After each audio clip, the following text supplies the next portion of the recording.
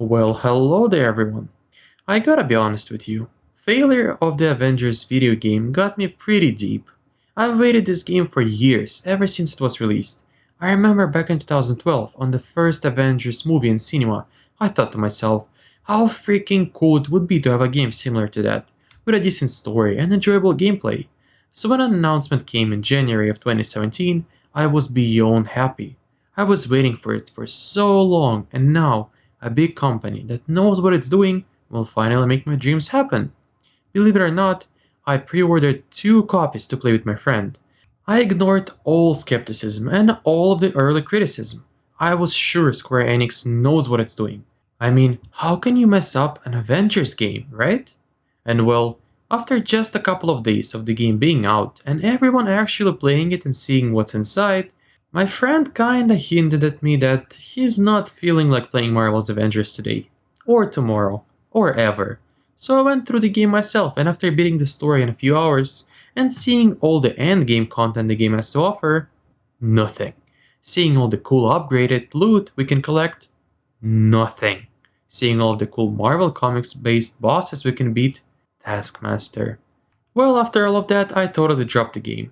Just about 4 hours after I completed the story. I did have that small ray of hope though, inside of me that maybe, just maybe they will add something worth playing. They just need time.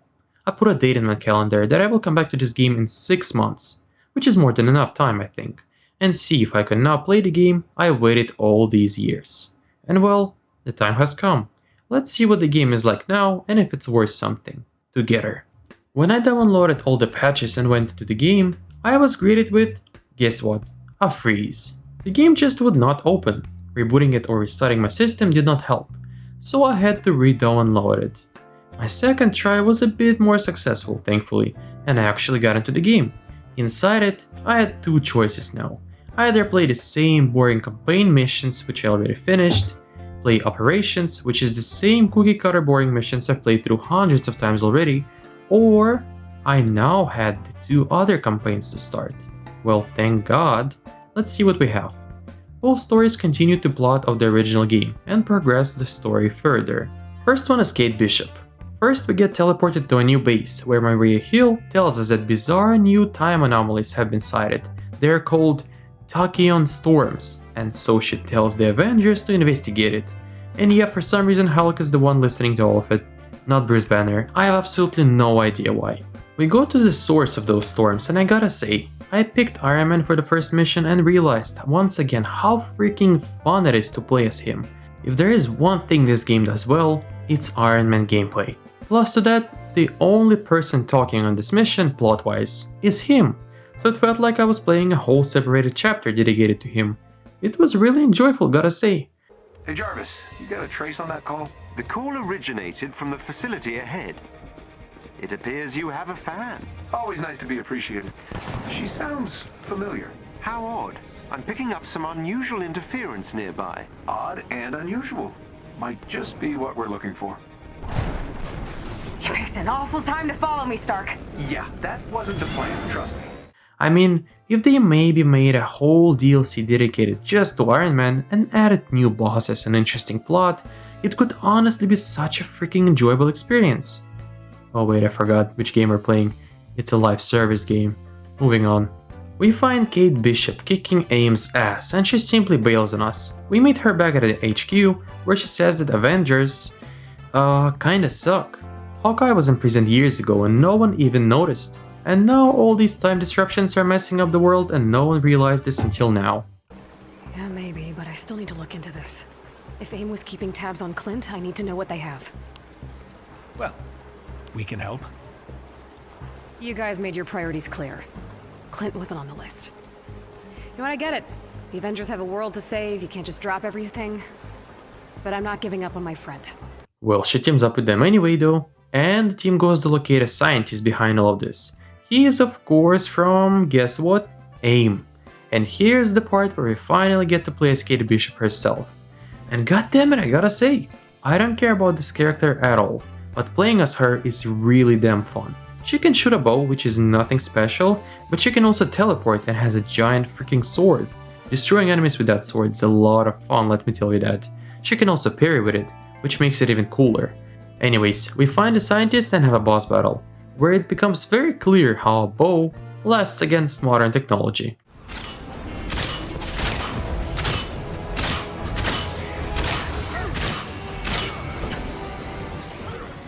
And honestly, up until this point, I was kinda bored with the story. I was just enjoying the gameplay I missed after the last 6 months. But this story has finally started grabbing my attention.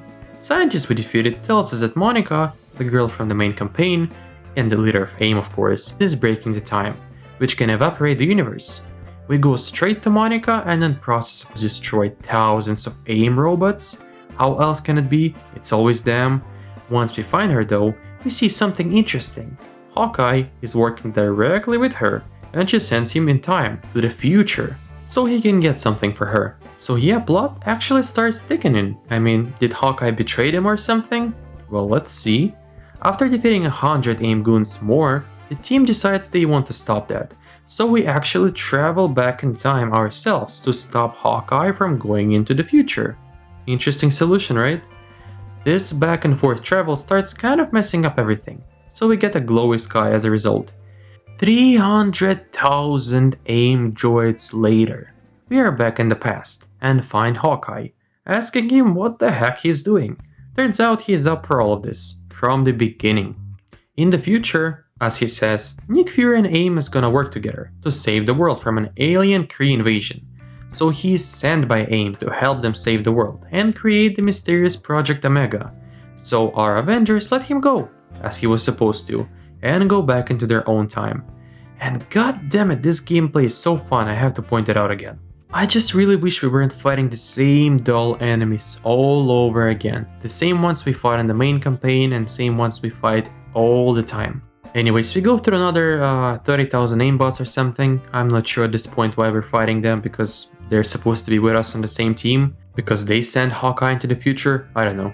We come to the time teleport to try and destroy it because it's kind of messing up the time. And here's where we get the only new boss of this DLC. And it's a fucking AIM droid.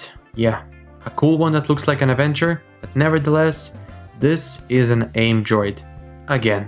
Anyways, we defeat him of course, and right before the time bridge gets destroyed, we actually see Hawkeye running back to us. And yeah, it's a really cool cutscene. We actually get a glimpse of the future. Not bad, I guess. And yeah, Hawkeye gets saved. He was supposed to arrive right at this time, at this second, into this location after we sent him into the future. I guess makes sense. I don't know. Basically, he's back and he tells us that future is doomed. Kree will soon come and we gotta do something. He spoke to Fury and he now knows everything. And then he passes out. And that's where the first DLC ends. So before we move on to the second one, quick overview here. What do we have? First DLC lasts for about 2 hours and has a pretty fun character to play as, not gonna lie. Not a bad plot as well, and an interesting cliffhanger. Unfortunately though, very same dull enemies. It shows potential though, right? If you're playing this alone as I do and simply go through the story, it's not a bad experience. Even though you're fighting the same enemies, you don't get bored because you have a new character and it only lasts 2 hours. So in these 2 hours, you can't really get bored. It's too fast. Besides, we have a second DLC now, so maybe it'll get better? I mean, it can't be worse, right? In the second DLC, Hawkeye is in coma, and we find ourselves in the future as an old man Hawkeye, completely alone, wandering wastelands. And I gotta say, this part is actually really damn interesting. We get into this dark Mad Max vibe of no hope, everyone being dead and us just surviving in the leftovers of the world. It's one of the few levels in the game that is purely single player, and no friends could join you if they wanted.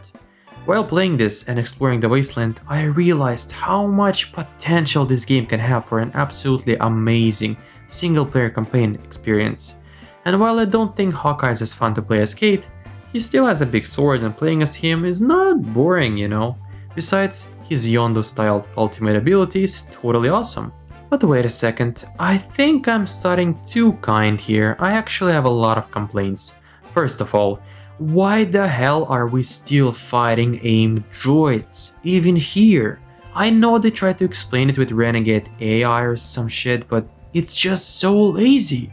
It's insane. Long story short, Old Man Hawkeye finds Nick Fury's directions on how to save the world and sends a message into the past. This somehow wakes up our modern Hawkeye. He remembers he has some valuable data on how to save the world hidden in his apartment, and so we go into the city. In here, we once again get a glimpse of how amazing this game could be. Roaming the city as Hawkeye feels outstanding. If it wasn't just a single level, it could actually be very cool, damn it.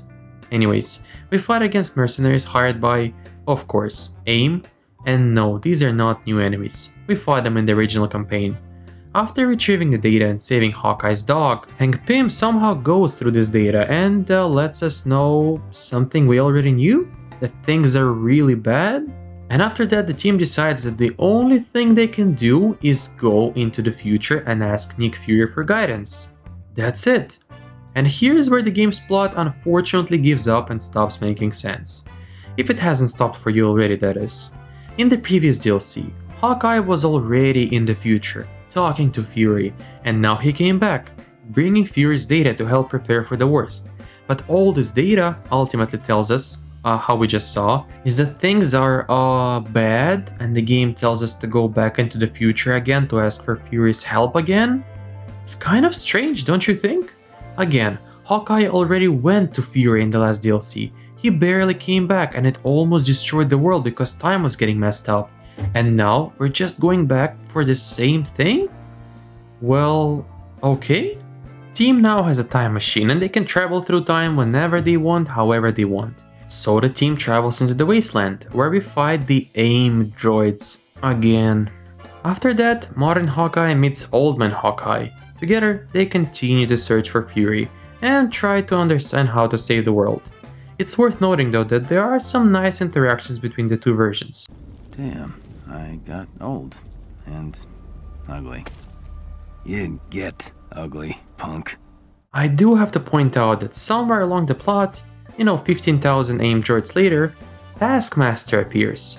Oh yes, how I missed this guy. They could not add any other villain here. Yes, it has to be Taskmaster again. I mean, it's not like Marvel has hundreds of interesting villains, right? No, it has to be him again. Anyways, Fury's search leads them to one and only ruler of the land that was left, Maestro. And yeah, Maestro is quite seriously the best boss fight in this entire game. He is unique, sort of, and he is very difficult. The guy took me solid 20 to 30 minutes to beat. And yes, I don't grind for any upgrades, gears, or any other live service game bullcrap. I just play for the story, so maybe that's why it took me so long. But the fight itself is great, and I kinda enjoyed it, not gonna lie. Finally we get to beat on someone who's not Taskmaster, or a freaking robot. After defeating him, he tells us the painful truth, that Fury is not really here anymore. No one really is. He asks us to go outside of the Cold Storm, which is basically the boundaries where no one should step out, otherwise they die. Basically the edge of the world. Turns out, the project that was supposed to save the world was the Time Cube, or as most people know, Tesseract. Fury, along with AIM and all of the resistance, used it to stop the invading forces, along with themselves in time. And they literally froze everything forever, so the remains of the world can somehow try and live. And all this time we were just fighting those remains, for no good reason at all. The DLC ends with the Old Man Hawkeye telling the modern Hawkeye that there is still time, he can go back and try to fix it. Which is something he already wanted to do, but there was no way, that's why they came here to ask for Fury's help. But I think the game forgets that. And yeah, it doesn't make any sense at all. DLC pretty much just ends here. So what will our team do next? No idea. Well, that's all we got in 6 months. About 4 to 5 hours of additional gameplay, with only one new interesting boss and no new enemy types whatsoever. Now we got some pretty fun characters to play as, not gonna lie, and a whole new set of wasteland maps to explore, but it just does not feel enough. As a live service game, I think the main thing it wants to achieve is try to make me want to go back and grind for gear, upgrade my characters, and max out all of my abilities. The problem is, after finishing those 2 DLCs, I don't want to play anymore, because I will be fighting the exact same enemies again, but this time with no plot progression. This game shows so much potential in so many places, but its main focus is on the wrong thing. The game just does not work as a live service title in any shape or form. At this point, the only thing they can do that would bring players back somehow is continue advancing the plot, adding new enemy types, new bosses, and new locations. And they already announced the Black Panther DLC, so I pray to God we don't have to fight the same AIM goons again. Please, God. But let's sum it up. Has the game gotten better over the past 6 months? I think it has. A lot less bugs, more story to follow, 2 new characters. But are these 4 additional hours good enough to make this game memorable and actually worth it? Sadly no.